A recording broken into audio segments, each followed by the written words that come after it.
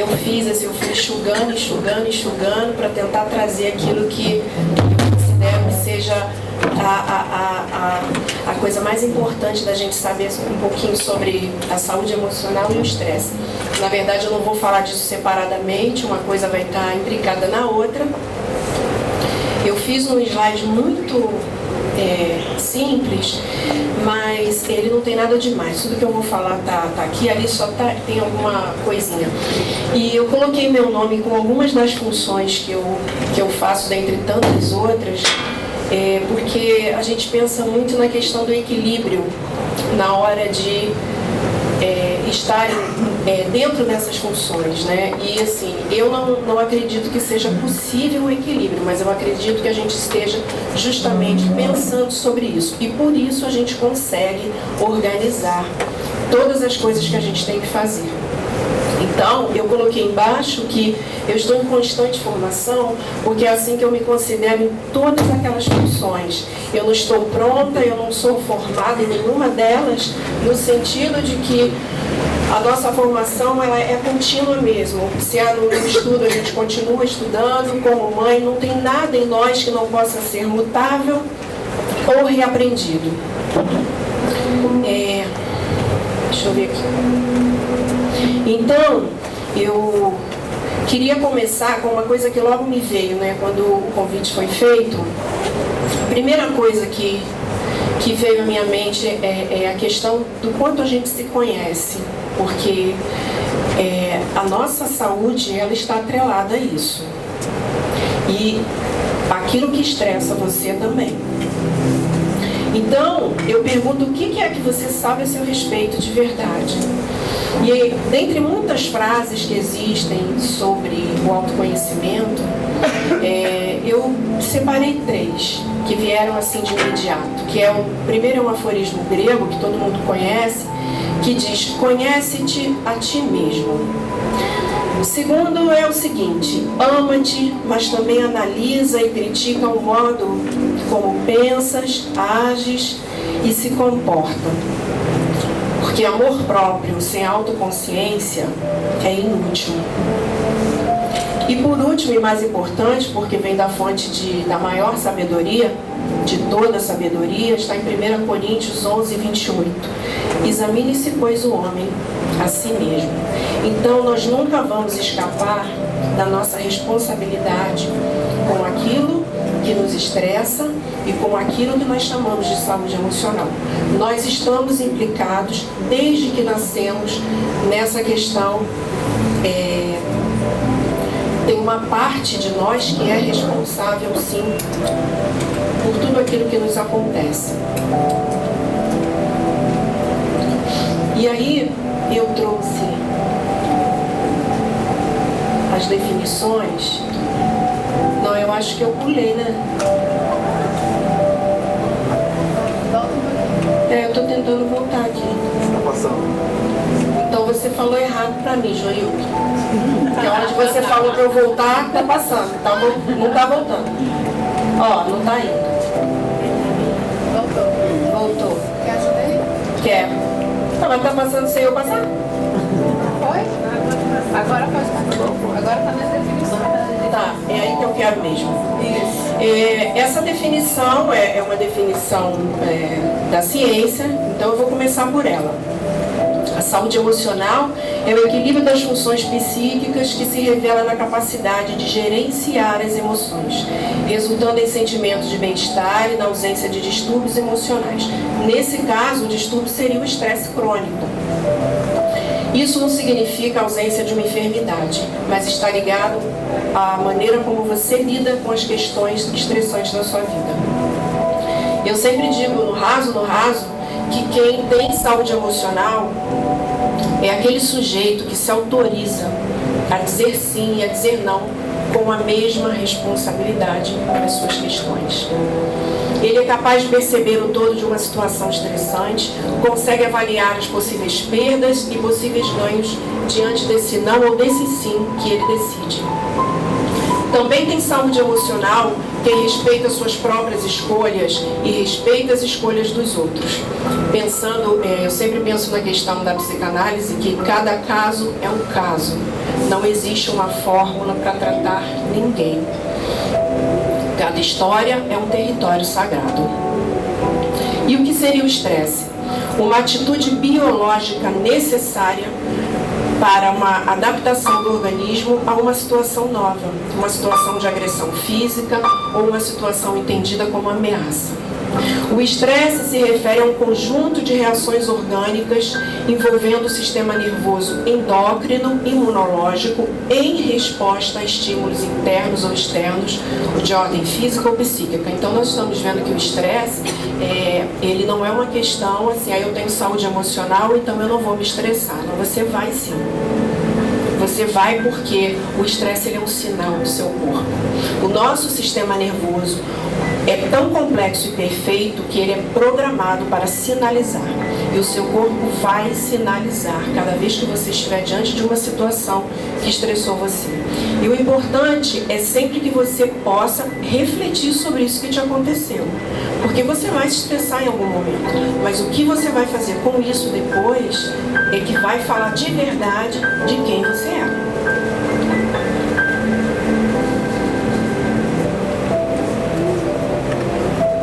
O que importa para a gente saber sobre o estresse? Os pontos em que eu vou fixar, eles passam pelo seguinte. É importante saber que ele está sinalizando algo e pensando nele como um sinal sempre. Saber que todo ser humano vai se estressar, inclusive a serva do Senhor. Ela não está livre disso. Então, para com essa mania de eu sou super poderosa, eu posso fazer e acontecer. E depois você vai pagar as consequências disso que você acha que você é um povo e pode abraçar o mundo e todas as situações. E é importante saber que o que está em jogo na saúde emocional será sempre a maneira como cada sujeito vai lidar com isso. Eu quero ressaltar também que esse termo estresse, ele não frequenta o campo psicanalítico. Não existe um conceito na psicanálise para o estresse. O que eu fiz foi uma articulação com o conceito de angústia, que é do campo psicanalítico, e que ele é colocado como um sinal. Freud diz que ele é a ponta do iceberg, todo o restante está submerso, mas é lá que está a verdade, é lá que estão todas as questões. E o estresse como um sinal também. O que ele revela aqui na frente é sempre a mesma historinha. Aquela pessoa me estressou, o meu chefe disse isso porque ele não gosta de mim, não sei o que, o meu filho, todo mundo estressou. E eu com isso? O que eu tenho com isso que eu estou me estressando tanto com tudo que vem de fora? Não é? Então vamos lá. E pensando nele então como um sinal, significa que há algo por trás e que todo o restante é o que de fato importa.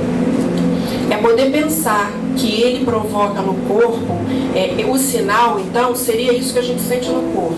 Algumas pessoas sentem dor de cabeça, uma ativação psíquica, uma tontura, apreensão, estabilidade de humor, insegurança, uma fadiga que pode levar à exaustão, que nesse caso é o quadro crônico, não tratado. E mais uma infinidade de sintomas que se desdobram a partir desses. O que é então que está por trás desses sintomas? Porque é que cada sujeito vai reagir de uma maneira. A gente escuta muito na clínica a mesma historinha. Olha, eu estou muito estressada porque a minha mãe insiste que ela tem que me aconselhar. Eu não quero saber de conselho. Ela está me estressando demais. Olha, o problema é meu filho. Ele começa a chorar, ele já sabe que ele me estressa. Então ele chora para me estressar. Só que a gente conhece o outro lado. Existem pais e mães que acolhem muito bem o choro do filho. E nesse acolhimento do choro, a gente vê uma criança aprendendo desde cedo a elaborar e a falar das suas questões. Não a crescer esperneando, não a crescer fazendo gracinha, mas a crescer sabendo pontuar as suas questões e até se colocar nos lugares certos. Aqui eu falo, ali eu não falo. Aqui. É assim que o nosso processo vai se dando. Mas se esse choro lá atrás ele nunca é acolhido, ele é só um estresse, como é que esse ser humano em formação já cresce? tudo que eu faço estressa meu pai. Basta eu começar a chorar, ele não quer saber por que eu estou chorando. A criança não tem nem condição interna para elaborar aquilo, mas aquilo vai para o inconsciente. Nós vamos falar disso. Então eu disse que cada sujeito vai reagir de uma forma diferente e falei do exemplo do pai, né? Daquele que não acolhe o choro e daquele que acolhe. E também do conselho de uma mãe. Eu lido com jovens que são assim muito preciosos e eles sempre dizem, olha, minha mãe realmente ela tem uma saída para tudo, mas eu escuto, sabe? Eu escuto, eu tenho muita admiração pelos meus pais. Então, esses jovens estão falando de um outro lugar, que eles sabem que eles podem pensar diferentes dos pais, mas eles têm um respeito profundo por aquela intervenção que aqueles pais fazem na vida deles. E isso que está submerso, que vai para o inconsciente desde pequenininho, que é o que o sujeito não sabe, ele não sabe falar disso, ele não tem acesso ainda, mas é isso justamente que determina o funcionamento de cada pessoa. É isso que a gente não sabe. E o mais interessante, eu sempre digo que a minha fundamentação na psicanálise é bíblica, porque à medida que eu vou estudando, mais eu vou reconhecendo os conceitos bíblicos. E aqui quando eu digo uma maneira de funcionamento, a gente vê muito a questão da repetição, porque como é inconsciente, o sujeito repete mesmo. Eu escuto muito assim, olha, eu fracassei de novo naquilo que eu estava falando com você. Eu sabia que eu tinha que fazer de uma maneira, mas eu fiz de novo daquela maneira que eu não queria fazer. E aí me vem Paulo, né? Aquilo que eu não quero fazer, isso eu faço. Então, o homem de Deus, ele já estava ligado. Ele sabia que havia algo maior regendo a humanidade dele. No inconsciente, nós temos 3 registros: o real, o simbólico e o imaginário. O real é isso que é irrepresentável, que vai sendo recalcado, vai sendo esquecido, e são as experiências que o sujeito passou e que numa época muito pequenininha ele não tinha condições de elaborar, porque ali ele não tinha recurso interno para lidar com aquelas situações. E é justamente isso que retorna. São as nossas experiências mais tenras que ficam recalcadas e elas vão retornando em forma de comportamento e sintomas. Depois vem o simbólico, que abrange isso que a gente consegue fazer, que é aprender uma linguagem, que é apreender a nossa cultura, viver de uma determinada maneira porque a gente entendeu os conceitos. O simbólico abraça isso. E o imaginário, ele tem a ver com as nossas fantasias. E é curioso, porque é da ordem da fantasia mesmo. Eu fantasio que eu sou isso. Eu acho que eu sou isso. Eu acho que o outro acha que eu sou aquilo. Eu estou achando, pela maneira como ela falou, ela está achando que eu sou... Ela sabe aquela coisa? Ela está achando que eu sou o quê? Ela está achando que eu sou... É fantasioso isso. Eu acho que o fulano espera isso ou aquilo de mim. Isso é a pior coisa. Porque você às vezes não tem a clareza do que o outro te pediu e você acha uma coisa e é outra. E isso faz parte da gente. Então eu estou dizendo que o inconsciente ele é nodulado por esses 3 registros. E isso se refere à nossa subjetividade. E embora não esteja acessível, porque ele é da ordem do real, está no inconsciente, é ele que vai determinar a nossa visão de mundo, a nossa identidade, os nossos ideais, as escolhas amorosas. Quem aqui nunca conheceu aquela amiguinha que tem vários relacionamentos e ela diz sempre a mesma coisa? Olha, esse é igualzinho o outro, primeiro não posso ficar com ele. Aí parte para um outro. Olha, impressionante, ele é idêntico aos dois e sempre a culpa é da pessoa, né? E a gente costuma dizer assim, ela tem um dedinho podre para escolher, mas ela escolhe igual. Então, queridos, essas coisas são para a gente prestar atenção, porque existe uma forma de sair disso. Existe uma maneira de sair disso. E para nós que confiamos no Senhor, tudo é possível. Nós não podemos estar amarradas a nenhum tipo de comportamento da ordem humana como se fosse normal. Nós temos um Deus poderoso e Ele pode atuar em todas essas instâncias do inconsciente, inclusive, porque Ele conhece tudo de nós. E ligado a esse funcionamento, e além das escolhas amorosas, temos as escolhas sociais, de trabalho e até a forma como adoecemos. Ninguém adoece igual a ninguém. Então, o nosso organismo é muito complexo, mas ele vai buscando saídas. Existem pessoas que odeiam adoecer. Existem pessoas que amam, porque só quando elas adoecem elas têm atenção. Então, tudo tem a ver com a maneira como você vem desde pequenininha sendo tratado e naquilo que você acredita. E ligado a esse funcionamento inconsciente, existe o desejo, que é o que faz o seu psiquismo ter uma certa organização. A gente costuma dizer que o inconsciente, ele se mostra na nossa linguagem. Não é exatamente o que eu falo, mas o que eu passo através do que eu falo. E muitas vezes do que eu não digo.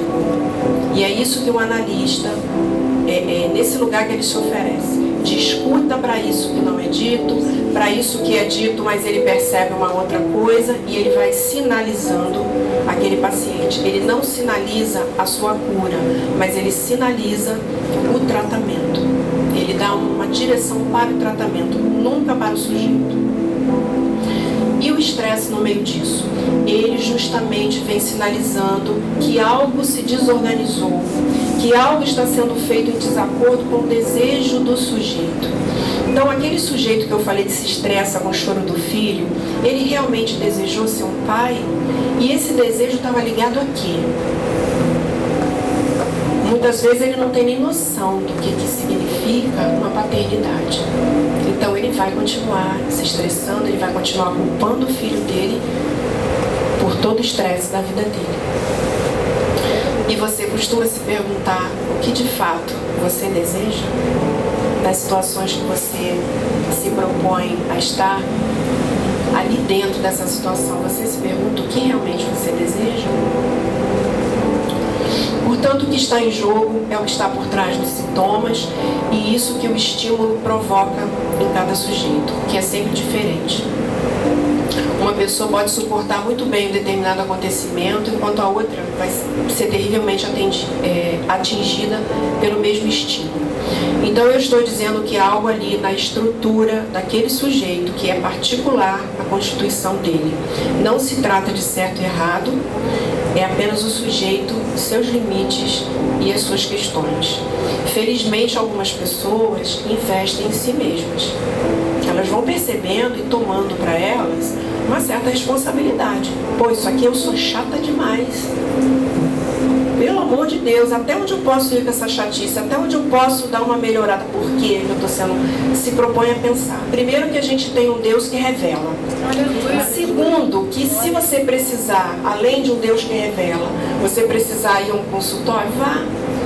Pega uma indicação de alguém que você confia, investe em você, porque embora a gente tenha salvação, e eu estou salva, vou para o céu, mas enquanto a gente está aqui, vamos fazer o melhor que a gente puder, da melhor maneira. E aí eu queria falar do quadro físico, do estresse, ressaltando 3 pontos. A noção da realidade, que ela é totalmente psíquica. Quando o sujeito tem uma saúde emocional, ele é capaz de pensar sobre algo que precisa ser readaptado diante daquele estímulo estressor que ele sofreu. Ele estressa, mas ele desestressa. Ele busca uma saída, então ele reorganiza aquela situação. Se está pesado até aqui, se eu estou carregando demais, isso aqui está me estressando, eu vou parar e vou pensar. Como é que eu posso fazer isso aqui de uma maneira mais leve? Ou será que nesse momento, porque eu estou passando por isso, isso aqui pode ficar de lado um pouquinho? Será que pode? Isso aqui não pode, mas isso aqui pode. Isso aqui eu estou fazendo para quê? Isso aqui eu estou fazendo para quem? Porque de saída nós temos o amor do Senhor. E o amor do Senhor, ele é gratuito. Eu não preciso fazer nada para ter esse amor. Então eu entendo que aquilo que eu posso fazer, eu vou fazer por amor a Ele. Eu não posso estar debaixo da demanda humana, porque aí a coisa vai ficar feia. Eu vou fazer para o outro, para o outro, para o outro, e o outro vai me dar o quê? Porque quem está na demanda quer receber. Não está fazendo para o Senhor, não está fazendo por algo além dele. Não é? Aqui foi falado na hora do louvor a questão do ego. Vamos deixar em casa? Não vamos deixar em casa só, não. Vamos matar ele um pouquinho, devagarzinho, como a gente conseguir. Mas vamos matar ele. Porque a gente não passa luta ou questões difíceis porque a vida é assim mesmo. A gente passa por isso para aprender. Então o ego, ele está implicado em tudo que a gente passa. Então tem horas que a gente tem que mesmo pisar nele e falar, olha só, você tá uma porcaria mesmo como pessoa. Vamos dar uma melhorada. Eu sei que você teve motivos, mas vamos dar uma melhorada. Refaz esse caminho, volta onde você errou e refaz, recomeça. E não esquecendo que o perdão está implicado nisso daí, tá? O perdão é você poder reiniciar. Aperta o botão e reinicia de outro lugar. E quem não está emocionalmente saudável vai permanecer estressado, repetindo as mesmas coisas do mesmo modo. O que aí nós vamos chamar de estresse crônico, aquele sujeitinho que ele dá as patadas dele e você fala assim, liga não, ele é assim, ele é estressado. Mas aí já está dodói, porque esse não é o natural da pessoa. Está dodói, ele está fazendo mal para ele e para as outras pessoas. O segundo ponto é a noção do corpo. Aqui tem a ver com a interpretação que o sujeito faz sobre aquilo que o estressou. Por exemplo, você tem um problema no seu trabalho e o seu chefe chamou você assim de maneira séria. Olha, esse trabalho não está legal, e fala algumas coisas. Aquilo estressou você. Eu estou muito estressada com o meu chefe. E aí você vai escutar várias coisas. Eu estou estressada com ele porque ele não tem educação. Eu estou estressada com ele porque ele não respeitou o meu trabalho. Eu estou estressada com ele porque ele não gosta de mim mesmo. Eu sei que eu sou bom, mas ele não gosta, ele é invejoso. Aí ele fica pegando no meu pé. Mas você encontra também algumas falas que são assim, olha, realmente eu não gostei daquilo ali, mas eu acho que ele falou comigo daquela maneira porque ele sabe que pode contar comigo. Ele sabe que eu sou uma pessoa organizada. O sujeito se reconhece um pouquinho, sabe que está fazendo um trabalho sério. E aí o chefe falou de uma maneira que não está legal. Olha, ele falou realmente, mas ele sabe que ele pode contar comigo. Depois eu esperar ele acalmar, depois a gente toma um cafezinho e aí resolve. Então cada um vai fazer uma interpretação. E essa noção de corpo tem a ver com isso, com a interpretação que você faz sobre aquilo que te aconteceu. E o sujeito saudável, se esse chefe pedir um pouco mais, ele também vai avaliar. Acho que, sabe, se ele está se excedendo um pouquinho, se ele realmente tem condições de fazer mais, o que isso vai implicar na vida dele pessoal, por exemplo. E ele vai fazer isso, isso eu estou falando do sujeito saudável, né? Com a capacidade de pensar em todas as situações. Ele vai fazer porque ele sabe que ele vai poder agregar, e não para ter respeito do chefe. Entende a diferença? Isso está ligado diretamente à demanda de amor. Porque se você não sai dessa demanda, nunca, tudo que você fizer é para você. Então, tudo que você fizer, você vai dar o seu melhor, você vai dar até o que você não tem, mas você vai se frustrar a cada vez que você fizer. Porque você faz pela demanda de amor que você nunca teve. E eu volto a repetir, quando encontramos com o Senhor, é desse amor que se trata. Não se trata mais do nível dos nossos pais. Ah, porque meu pai não me amou, porque minha mãe... Ok, você saber disso. Saber disso, aceitar o amor do Senhor e ter uma postura diferente com a família que você um dia está disposto a formar. E por último, a noção do tratamento, que aí eu vou falar um pouquinho desse tratamento no campo da psicanálise, que tem uma relação particular de tratamento que não se confunde com a medicina. A medicina trata o sintoma da pessoa pela medicação, né? O sujeito fala que está com dor aqui e ali, já tem o nome do remédio. A outra pessoa vem com dor ali e aqui no mesmo lugar, tem o mesmo remédio. É uma relação de médico-paciente, onde o médico tem o saber e o paciente fala só da dor dele. Na clínica psicanalítica, no discurso analítico, a lógica é outra. A noção de tratamento é orientada pelo analisante. É ele que dá o sentido aos seus sintomas e o sentido nunca virá por parte do analista, ainda que o analista seja capaz de fazer uma leitura, inclusive das estruturas, né? Eu não vou aprofundar, mas nós trabalhamos com 3 estruturas, que é a neurose, a psicose e a perversão. Na fala do sujeito, a gente entende do que se trata ali. Então, eu sei quando eu estou diante de um sujeito neurótico, de um psicótico, de um perverso, e ainda um sujeito no estado limite, que não tem uma estrutura definida. Por que é importante para mim saber? Para que eu possa saber o que eu posso dizer para este, que eu não posso dizer para aquele. Existem coisas que eu posso sinalizar para um neurótico que eu nunca vou poder sinalizar para um psicótico. E por aí vai. A importância para o analista saber disso é justamente para ele não sinalizar errado, mas ele só vai sinalizar a direção do tratamento, porque quem vai dando os sentidos é o próprio analisante a partir do que o analista devolve para ele, com o desejo de que ele escute aquilo que ele acabou de falar. Porque no começo é só historinha, ele isso, ele aquilo, e o sujeito não escuta nada sobre ele. É uma experiência que permite ao sujeito reencontrar seus próprios sentidos, perceber onde ele está posicionado na demanda de ser amado e de ser reconhecido, e o que ele diz sobre isso. O que se espera nesse processo é que ele seja capaz de assumir a responsabilidade por suas questões e que, ao invés de ficar preso a reações orgânicas destrutivas, possa elaborar suas questões em relação aos seus sintomas. E é preciso falar. E é por isso que a gente oferece uma escuta, porque é de fala. E o que você tem feito em sua família, no seu trabalho, no seu ministério, é para você ser amado, ou você faz porque ama Deus e reconhece e recebe o amor dele na sua vida? Uma vez eu perguntei para uma analisante que falava muito de um quadro de estresse, e aí eu, num determinado momento, perguntei para ela: o que você está chamando de estresse? E aí ela falou assim: é a minha falta de capacidade de fazer as coisas diante de um enorme volume de coisas a serem feitas. É horrível estar aquém do que esperam que eu faça, e isso me impressiona. E aí eu sinalizei para ela que na fala dela tinha uma pressão interna e uma pressão externa. Aí ela olhou para mim e disse: pressão mais pressão vira combustão.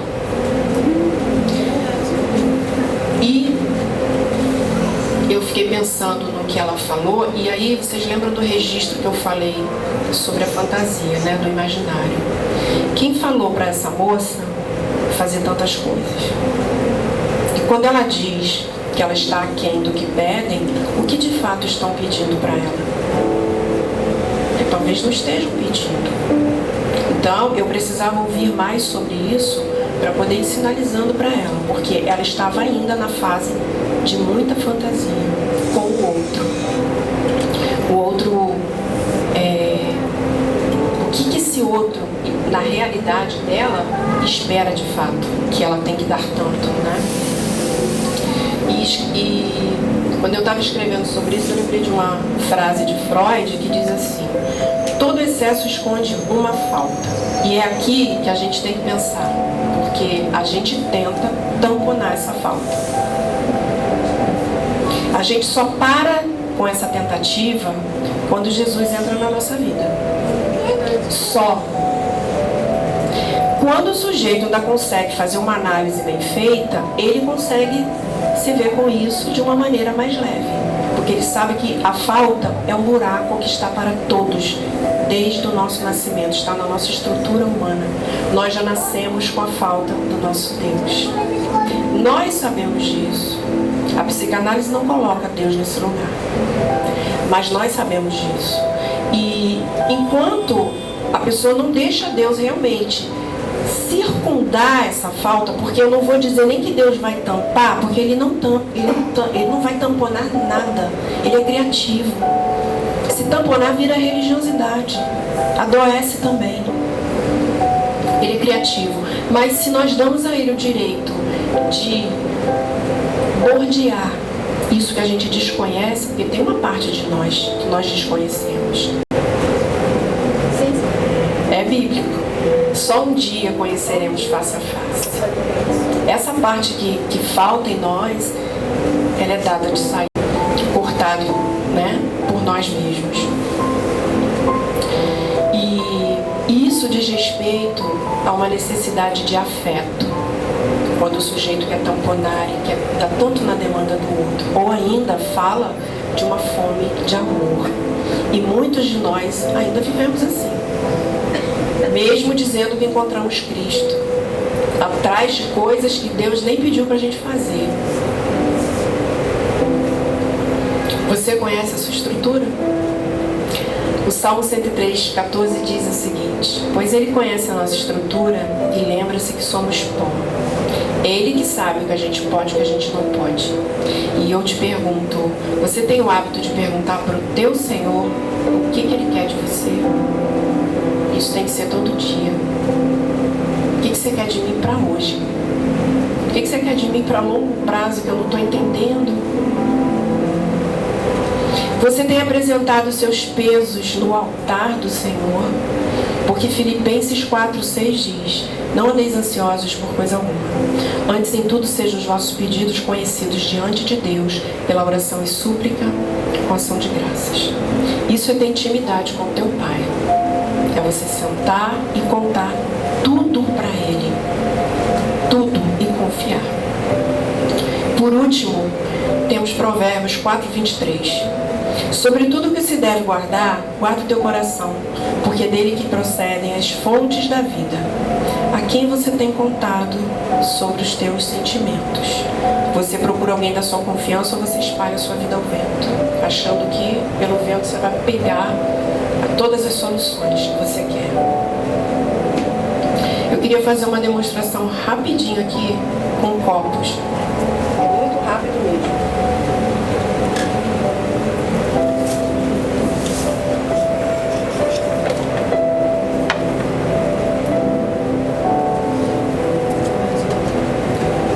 Copos aqui. Um descartável, um de vidro e um de resina e com cor. Eu queria que alguém dissesse para mim qual desses três é o mais frágil. O descartável. Quem vai com ela? O descartável é o mais frágil. Temos duas irmãzinhas. Copo de vidro é o mais frágil? É o mais frágil. Ok. Eu vou pegar esse aqui. É um descartável e vou deixar ele cair no chão. Ele quebrou? Não. Então ele não é tão frágil assim. Então eu vou pegar esse aqui de vidro, vou jogar ali e vai. Não precisa, né? Mas ele vai. O que vai acontecer com ele? Vai quebrar. Ele vai quebrar. Mas a maioria disse que ele é o mais forte. Ele tem uma estrutura dura. Parece forte, mas se ele cair, ele se quebra todo. Se eu pegar esse aqui mais frágil, que não quebrou quando caiu, e fizer uma pressão nele, eu acabo com ele. Ele não aguenta pressão. Mas se ele cair, ele levanta inteiro. E esse aqui? Resina acrílica, eu posso apertar, não quebra, não amassa. Se eu deixar cair também não vai quebrar. Mas ele tem uma cor aqui, né? Se eu puser água e perguntar o que tem dentro, você sabe? Sabe não. Se eu puser um chá, você pode dizer que é refrigerante, você não vai saber. Você vai saber que tem um líquido aqui. O que eu quero dizer com isso?